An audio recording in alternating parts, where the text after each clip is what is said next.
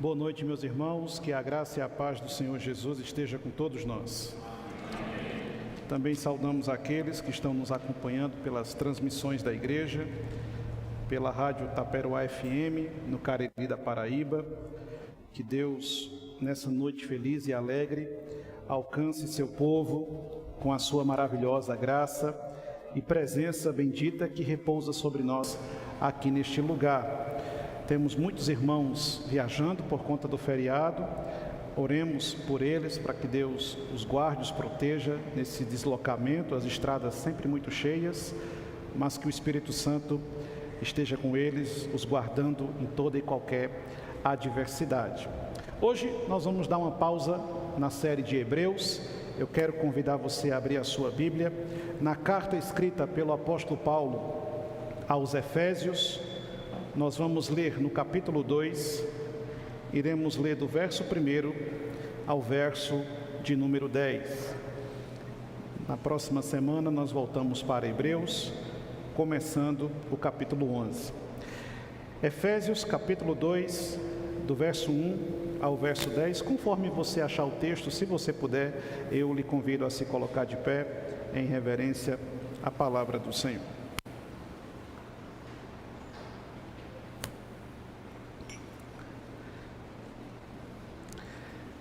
Carta de Paulo aos Efésios, capítulo 2, do verso 1 ao verso 10. Assim nos diz as Sagradas Escrituras. Ele vos deu vida, estando vós mortos nos vossos delitos e pecados, nos quais andastes outrora, segundo o curso deste mundo, segundo o príncipe da potestade do ar, do Espírito que agora atua nos filhos da desobediência, entre os quais também todos nós andamos outrora, segundo as inclinações de nossa carne, fazendo a vontade da carne e dos pensamentos, e éramos por natureza filhos da ira, como também os demais. Mas Deus, sendo rico em misericórdia, por causa do grande amor com que nos amou, e estando nós mortos em nossos delitos, nos deu vida juntamente com Cristo. Pela graça sois salvos. E juntamente com Ele nos ressuscitou e nos fez assentar nos lugares celestiais em Cristo Jesus, para mostrar nos séculos vindouros a suprema riqueza da sua graça, em bondade para conosco em Cristo Jesus. Porque pela graça sois salvos, mediante a fé. E isso não vem de vós, é dom de Deus, não de obras, para que ninguém se glorie. Pois somos feitura dele, criados em Cristo Jesus para as boas obras, as quais Deus de antemão preparou para que nós andássemos nelas. Que o Senhor Deus nos abençoe com a sua augusta e bendita palavra. Curve sua fronte, feche seus olhos, vamos orar, vamos buscar a iluminação do Espírito do Senhor.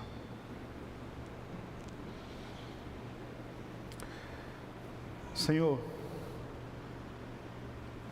nossos corações estão alegres e nossas almas rejubilam em Tua presença, nesse dia tão significativo para nós, em que somos lembrados da maravilhosa manhã de domingo em que o Senhor ressuscitou. Como é preciosa, Senhor, a oportunidade que Tu nos concede de estarmos aqui reunidos em torno da Sua palavra, para nela encontrarmos o alimento eterno e nutrir as nossas vidas. Nós cremos que o Senhor fala através da Sua palavra. Nós cremos que o Senhor manifesta a Sua vontade soberanamente. E é por isso que nós Te suplicamos, por Sua infinita graça e misericórdia, fala conosco nesta noite mais uma vez, Senhor. Traz consolo ao nosso coração, traz refrigério à nossa alma, edifica-nos. Se for preciso, nos confronte, nos exorte, nos repreenda, mas não permita, Senhor, não permita que deixemos este lugar da mesma maneira como nós chegamos até aqui. E se entre nós, ou a nos acompanhar à distância, houver alguém que ainda não conhece Cristo como o único e suficiente Salvador de sua vida, que nessa noite cadeias possam ser rompidas e pecadores libertos do domínio da morte, para o louvor da glória do teu santo nome. Fala conosco, Espírito Santo. Nós queremos ouvir a tua voz. É isso que nós te pedimos, em nome de Jesus. Amém. Podeis sentar, meus irmãos.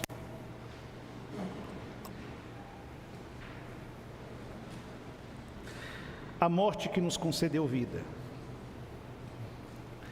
Interrompendo um pouco nossa série de Hebreus, justificando-se pelo fato de hoje ser domingo de Páscoa, vamos refletir um pouco sobre essa maravilhosa verdade que inspira o coração dos cristãos, que nos traz um pouco de deleite e refrigério ao sermos lembrados da grande demonstração de favor que Deus fez por cada um de nós ao entregar a vida de seu próprio Filho, a morrer numa cruz sangrenta e cruel, para nos redimir da culpa e da condenação eterna. Mas não somente nos lembrarmos disso de forma religiosa, como uma significativa quantidade de pessoas o fazem nesse dia. Não apenas atentarmos para os atos do sacrifício e as cenas que marcam o Calvário, ao longo de uma semana na qual meditamos e refletimos sobre essa maravilhosa obra realizada. Não apenas reprisarmos isso por meio de filmes, teatros, apresentações ou coisas dessa natureza, mas nos debruçarmos sobre a cena que é colocada diante dos nossos olhos, de uma forma única, tangível e real, com o propósito de nos fazer compreender, se ainda não tivermos compreendido, que alguém nos amou de uma forma única, de uma maneira inconcebível e inexplicável para a razão humana. Alguém nos amou de uma forma extraordinária, tendo como único intento e propósito a nosso respeito, nos resgatar da destruição para a qual nós estávamos designados.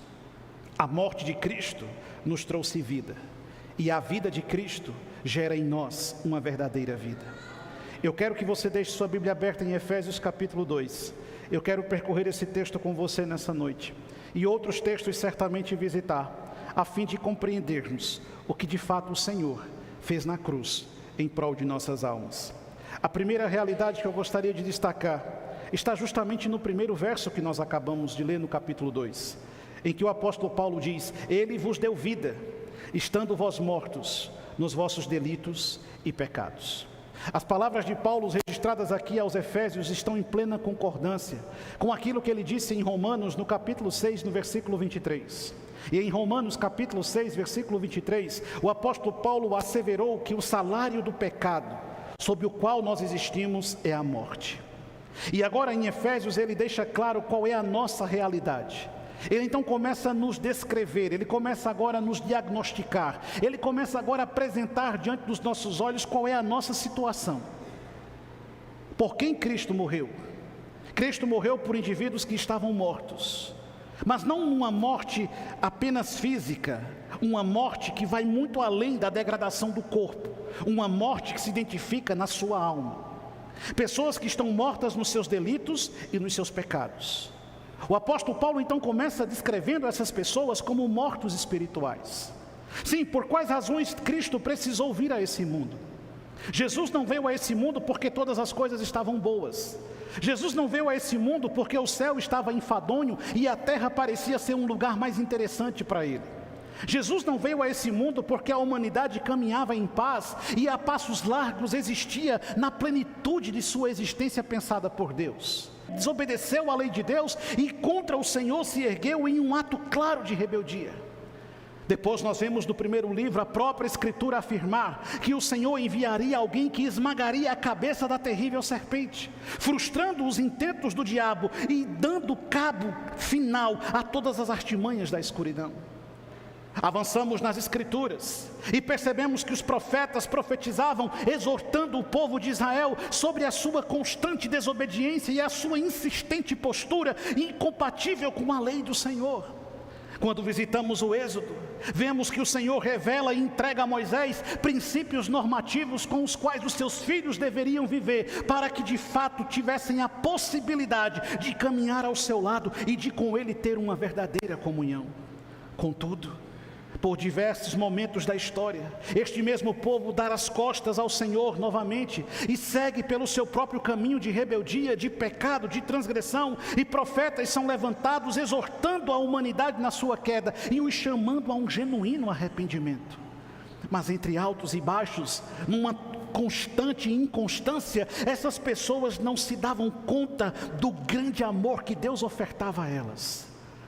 Até que em um determinado momento, na economia da gloriosa Trindade, o Filho resolve aplacar a ira justa de Deus que se abatia sobre os homens, pois estes, todos mortos em seus delitos e pecados, eram incapazes de salvar a si mesmos, eram incapazes de restaurar a sua própria condição.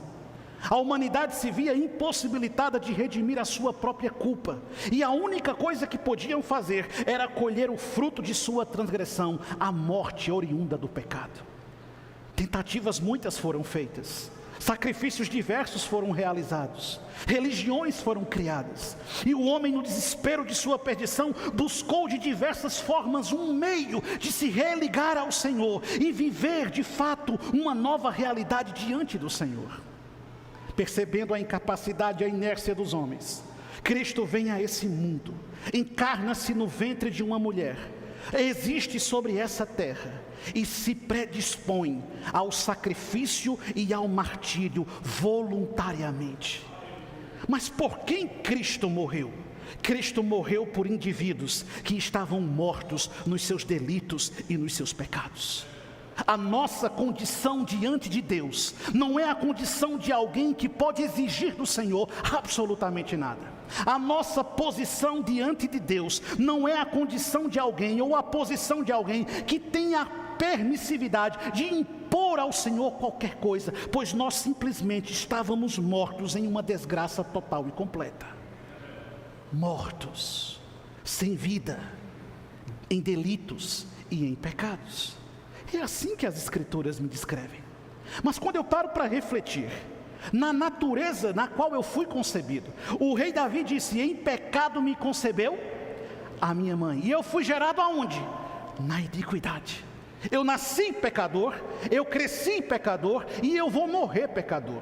E se existe uma palavra que me define, é a palavra pecador. Eu peco por palavras, eu peco por pensamentos e eu peco nas minhas ações. E por mais que eu me esforce com todas as minhas forças para produzir algum fruto bom, eu fracasso nisso, porque a única coisa que eu sei fazer é pecar. E é assim que eu sou, e é assim que você é, e é assim que nós somos. Mas por quem Cristo deu a sua vida? Deu a sua vida por indivíduos que estavam mortos nos seus delitos e nos seus pecados.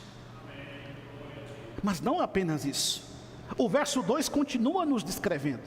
E no verso 2 ele diz: nos quais, nesses pecados e nessa morte, nos quais andastes outrora, segundo o curso deste mundo, o príncipe da potestade do ar, do espírito que agora atua nos filhos da desobediência. Como é que o apóstolo Paulo então continua a descrever-nos? Primeiro ele deixa claro que nós estávamos mortos em delitos e pecados. Primeiro ele deixa claro que nós não somos o espelho que refletia a imagem do Senhor. Primeiro ele deixa claro que você não é bom e não existe nada de bom em você. Se tem uma coisa que você tem, é ruindade, do começo ao fim. Amém? Diga amém quando eu disser a verdade, que a verdade é essa, né? Paulo então está descrevendo exatamente como nós somos maus, pecadores, perversos, ruins.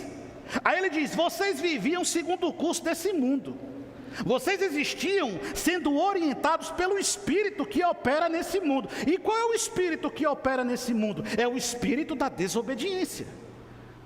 E lá em 1 João, no capítulo 5, no verso 19, João vai dizer o seguinte: sabemos que somos de Deus e que o mundo inteiro já pertence a quem?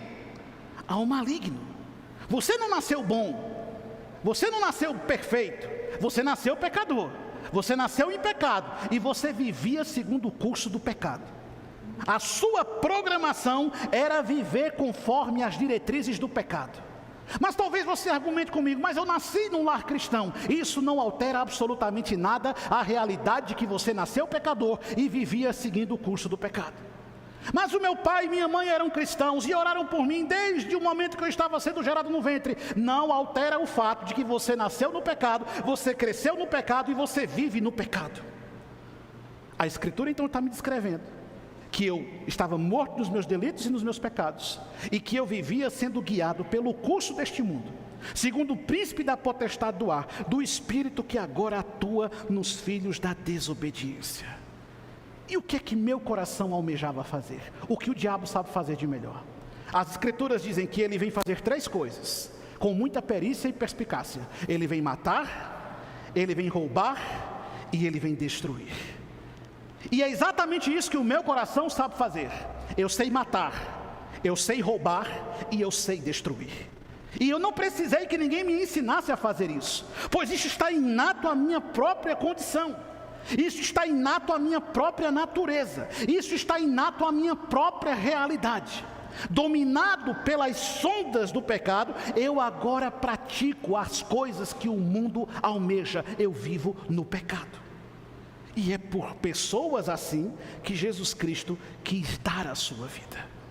E é por pessoas assim que Jesus Cristo quis morrer na cruz do Calvário.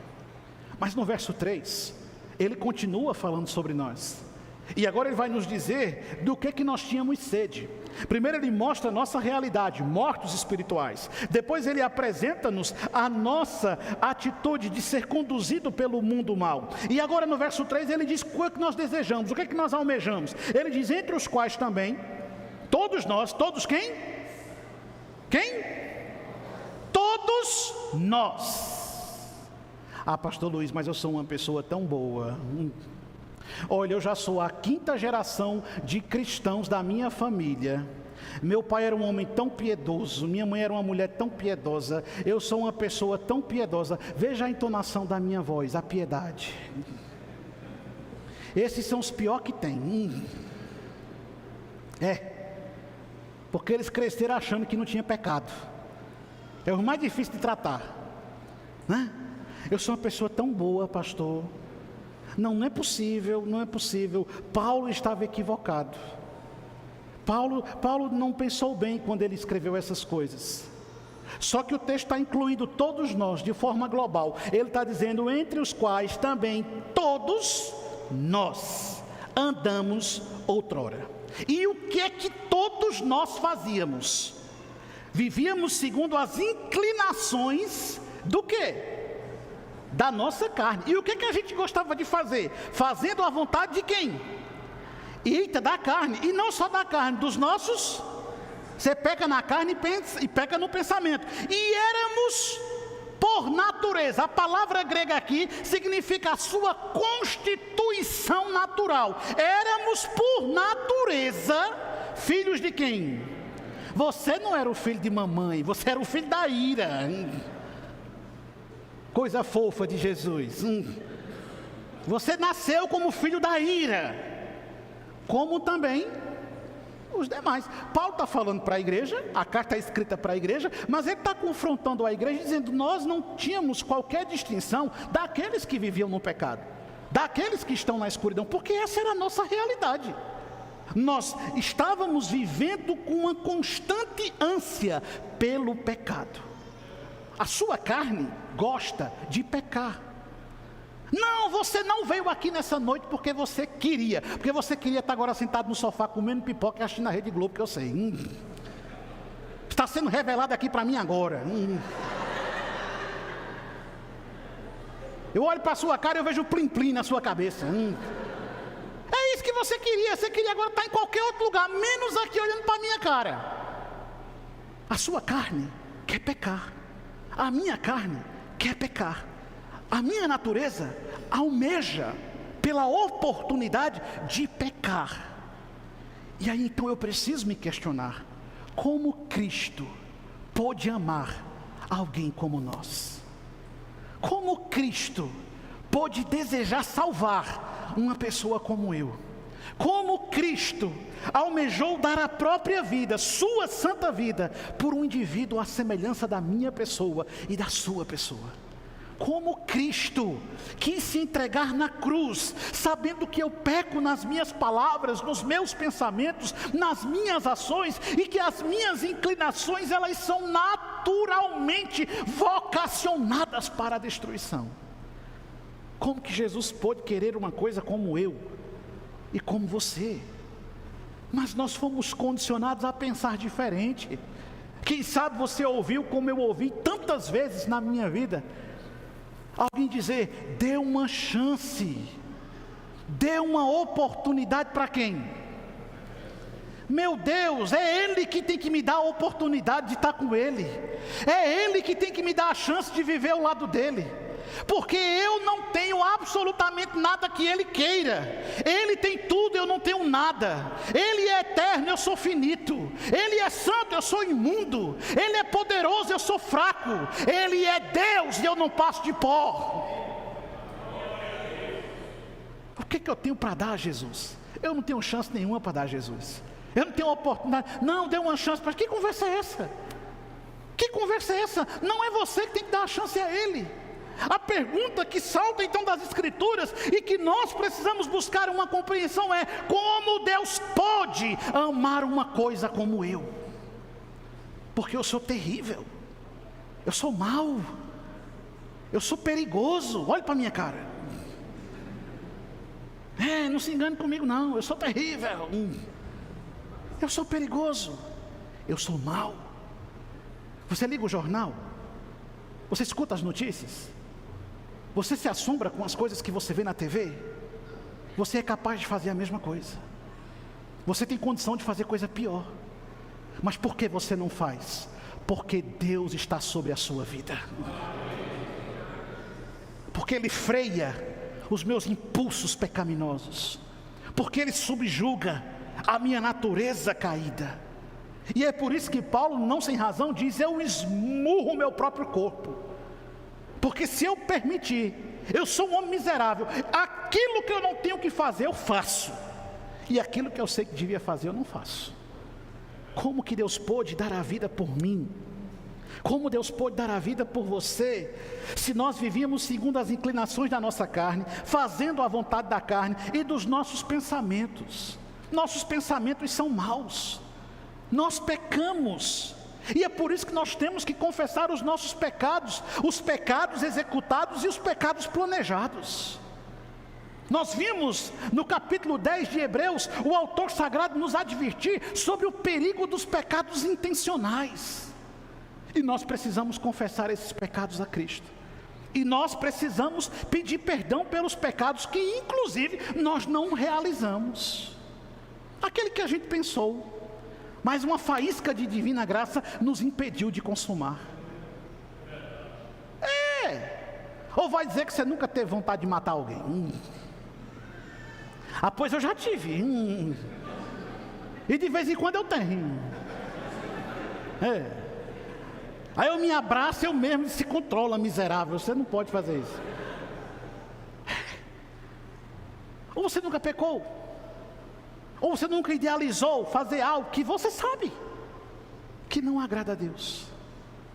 Nós pecamos nos pensamentos, nós pecamos em nossas palavras, nós somos inclinados e naturalmente filhos da ira. Preste atenção nessa expressão aqui. Paulo está afirmando que a nossa realidade natural é de que somos filhos, mas nós não nascemos como filhos de Deus.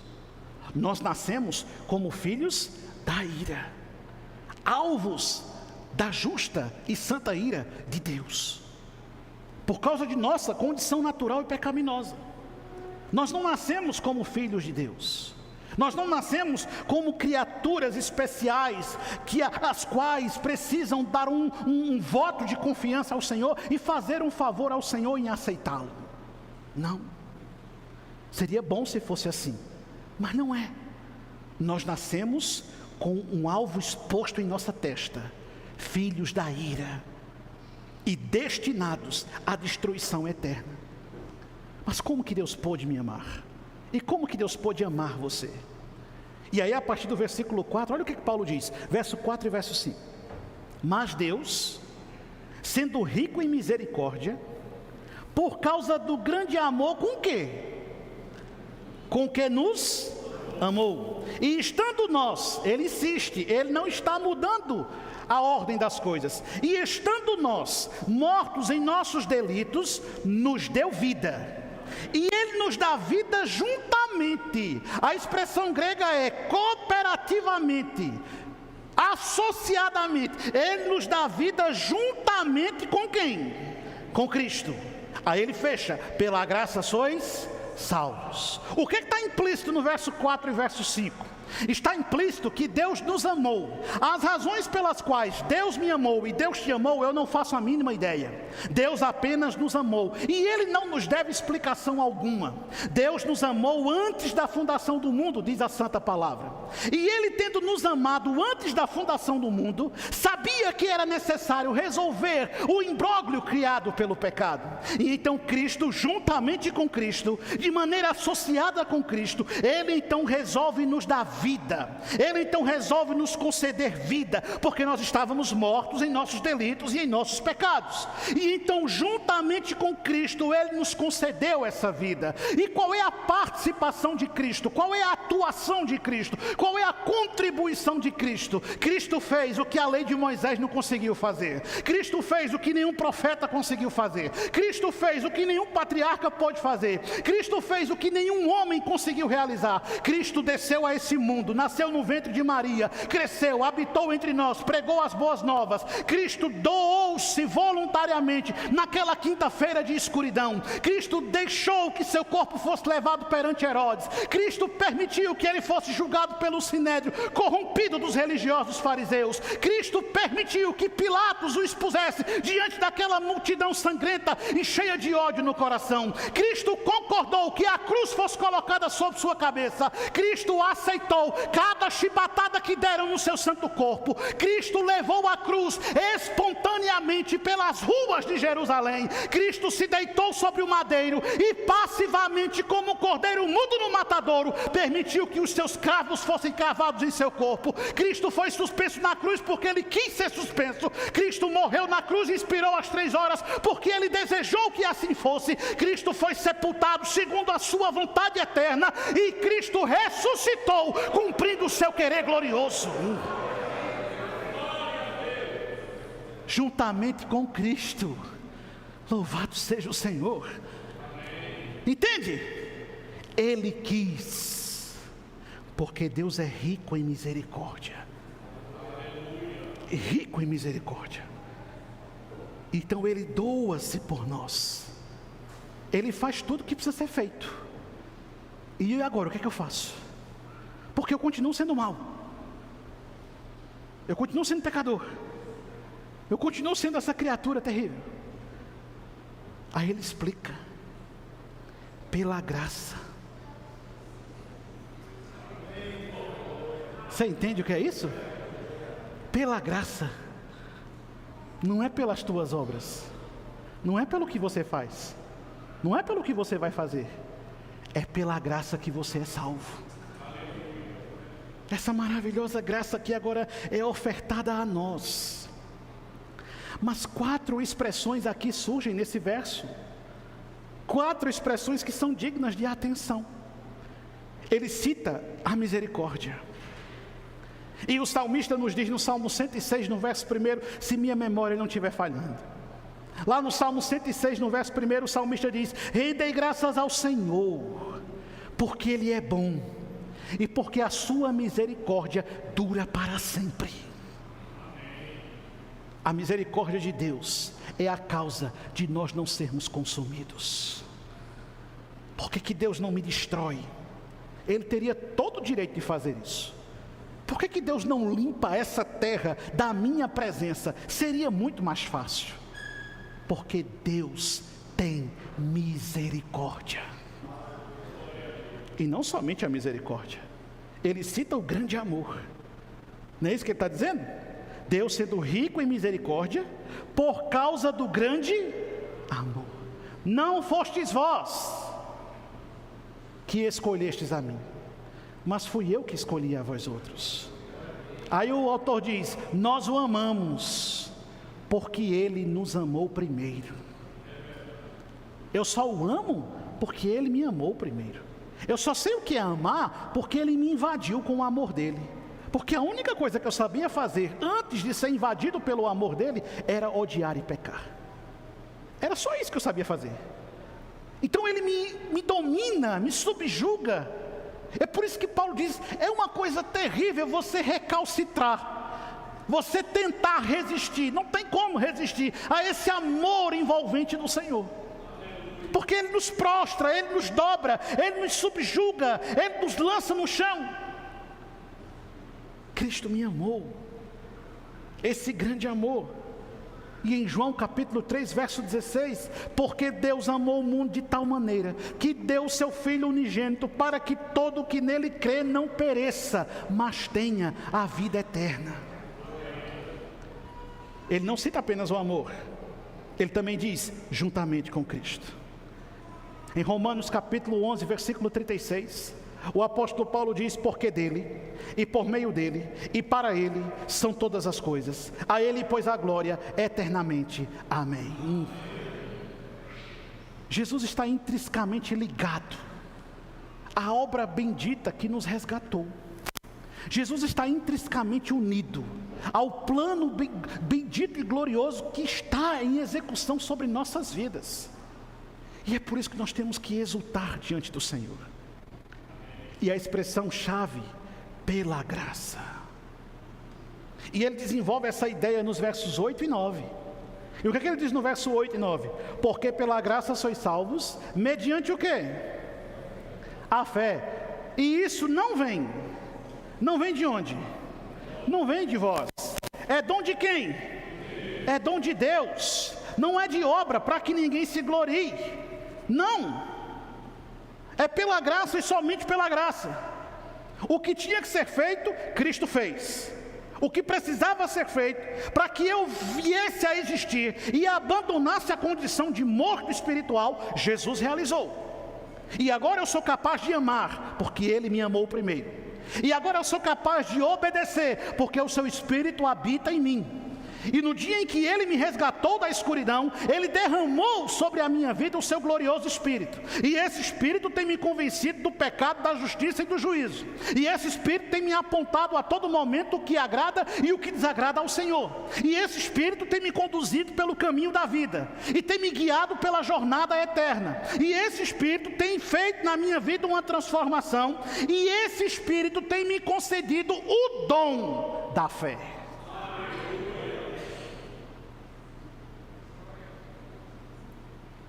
Uma vez eu perguntei para uma pessoa, qual o dom que você tem? Eu não tenho nenhum, tá ruim.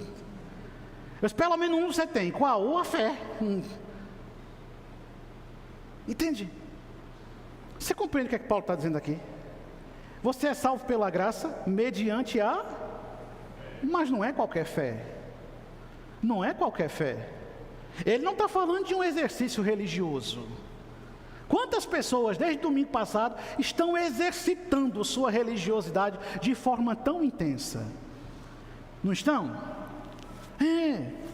Quantas pessoas, desde domingo passado, estão vivendo sua religiosidade de forma tão profunda? Mas não é disso que ele está falando. Não é o exercício dessa prática. Quinta-feira eu fui comprar carne, não tinha ninguém na fila do açougue. Eu achei tão bom, mas eu acho que o vendedor estava me julgando, porque ele me olhava com uma cara tão feia.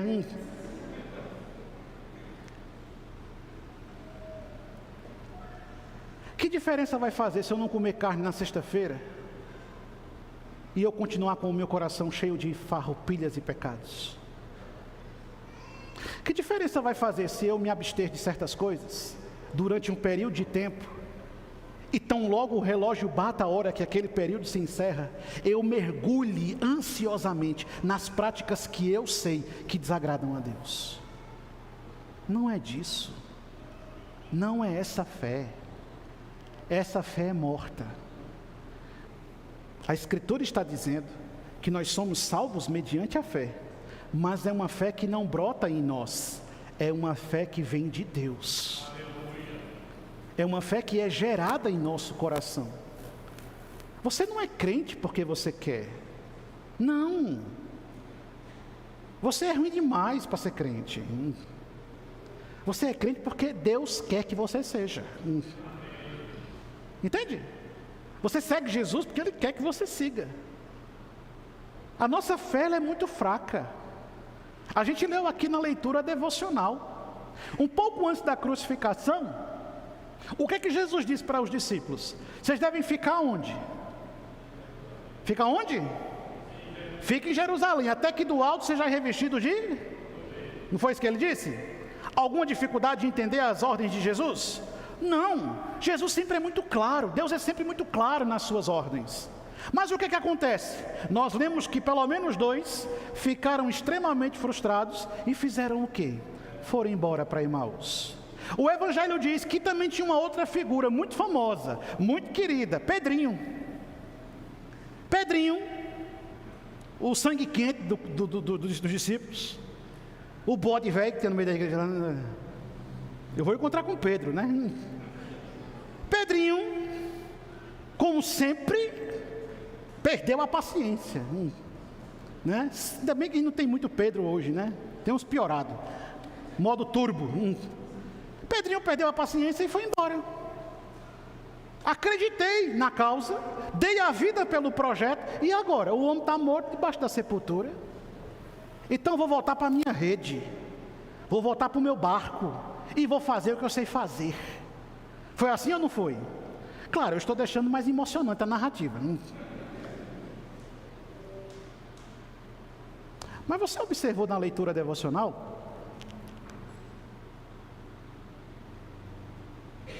Eles estão diante de Jesus e eles não conseguem reconhecer Jesus. Só que no final, lá no final, quando Jesus realmente se revela, um olha para o outro e diz: bem que no nosso peito ardia. Quando ele falava, a gente não reconhecia, mas alguma coisa ficava queimando aqui dentro. Meu amigo, pela graça sois salvos mediante a fé. Se você foi salvo por Deus, você não tem vocação para ser desviado. Agora, se você se desviar, porque nunca você foi crente. Porque o verdadeiro crente sempre fica alguma coisa lá dentro. E o que é? É o Senhor te chamando para viver no aprisco da graça. Da maravilhosa graça. E aí Jesus aparece, surge lá, as mulheres chegaram correndo, o mestre ressuscitou, não acreditaram nelas. Daqui a pouco chegam os 2 discípulos de Emaús, nós vimos ele, conversamos com ele, sentamos na mesa para jantar com ele. E aí apareceu Tomé. Não é possível que seja ele. Então Jesus diz: toque aqui na minha mão, espírito tem carne. Aí Jesus continua: tem alguma coisa para comer? Espírito come. E aí Jesus passou o olho e percebeu que faltava alguém. Quem é que faltava? Faltava Pedrinho. Só que Jesus não desiste dos Pedrinhos. E é por isso, miserável, que eu não desisto de você. Tem gente que come meu juízo, mas eu aguento. Aí Jesus vai atrás de Pedro. E Pedro volta frustrado, abatido, desiludido. Só que quando ele chega na praia, tem um fogo aceso, tem peixe, tem pão. Jesus senta com ele, come com ele. Eu fico imaginando Pedro olhando para o rosto de Jesus, sabendo que o negou 3 vezes. É natural a amargura do coração de Pedro. Mas aí Jesus olha para Pedro e faz uma pergunta icônica: você me ama, Pedro? Senhor, eu amo. Vamos continuar comendo. Pedro, você me ama? Eu amo, Senhor. Nada é aleatório. Negou 3 vezes, tem que declarar 3 vezes: Pedro, tu me amas? E então Pedro se entristece, e a resposta dele muda, e ele diz: Senhor, só tu sabes se eu consigo te amar do jeito que tu me ama. Eu nunca vou conseguir amá-lo do jeito que Ele me ama.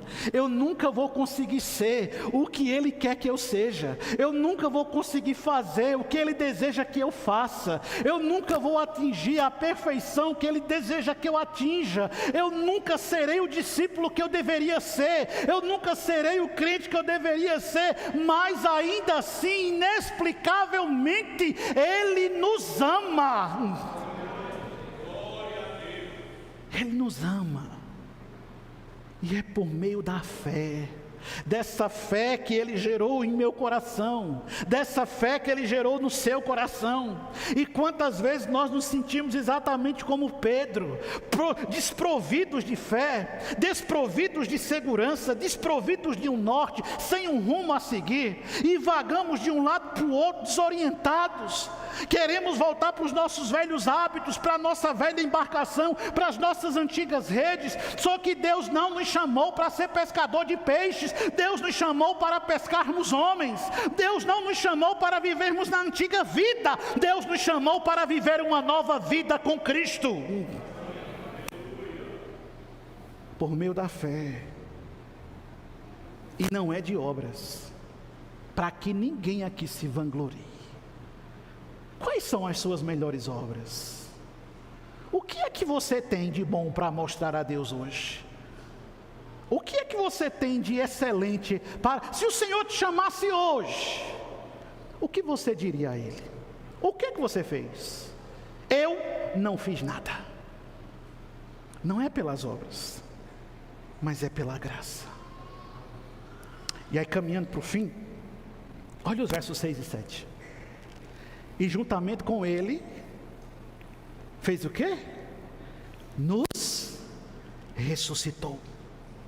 E nos fez assentar nos lugares celestiais em Cristo Jesus, para mostrar nos séculos vindouros a suprema riqueza da sua graça, em bondade para conosco em Cristo Jesus. Nós ressuscitamos junto com Cristo. Já não sou eu quem vivo, mas Cristo vive em mim. Eu morri com Cristo, eu fui sepultado com Cristo, eu entrei na tumba fria com Cristo, mas quando Cristo moveu aquela pedra, eu ressuscitava junto com Ele, e eu saía para fora junto com Ele, e eu saía para fora da lama da escuridão, e eu saía para fora das negras e densas órgias do pecado, e eu saía para fora da sombra da morte, e agora eu sou transportado para o reino do seu amor, e agora eu posso viver na sua presença, porque juntamente com Ele eu fui ressuscitado.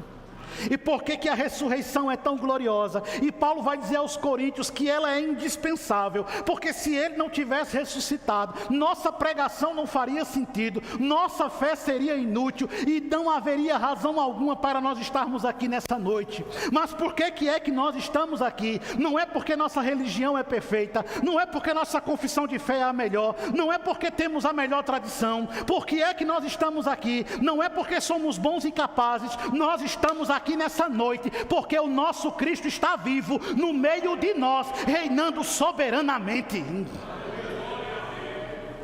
Eu não vim cantar louvores para um Deus que não escuta. Eu não vim fazer orações para um Deus que não ouve.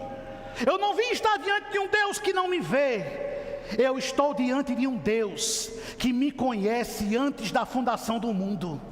Eu estou cultuando um Deus que sabe o meu nome e quantos fios de cabelo existem na minha cabeça. Eu estou falando de um Deus que sonda e tem os meus dias determinados, e não vai acontecer nada sem a sua permissão. Jesus está vivo, mas a morte dele me deu vida, e a vida dele deseja me matar. Eu preciso morrer. Eu preciso matar o homem mau que grita dentro de mim. Eu preciso matar o coração iníquo que tenta resistir há tantos anos dentro de mim. Eu preciso matar a língua que quer mentir e espalhar destruição por onde eu passo. Eu preciso matar os pensamentos iníquos que trabalham constantemente na minha cabeça. Eu preciso matar. E por que eu tenho que matar? Porque Jesus Cristo está vivo. E já não sou eu quem vive. Cristo tem que viver em mim.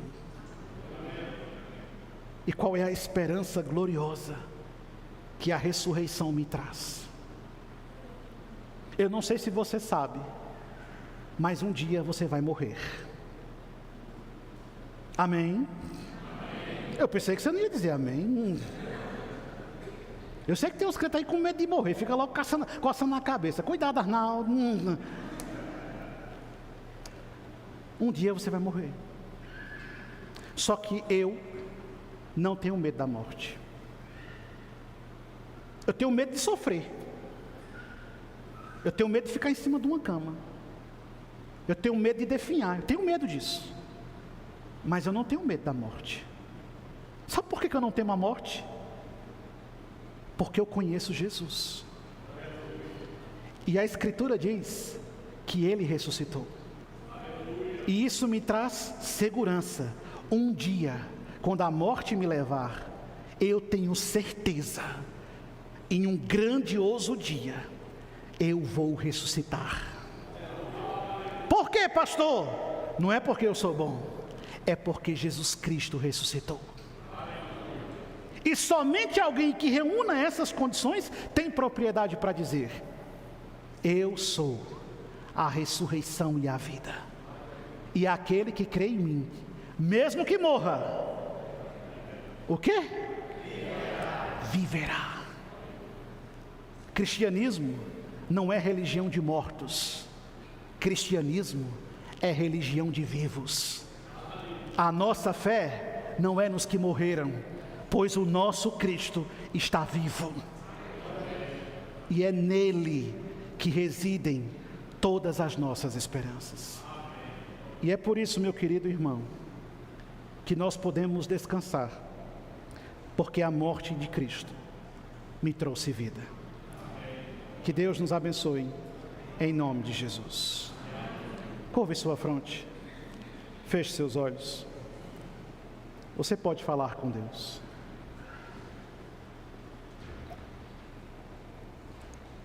Pai querido,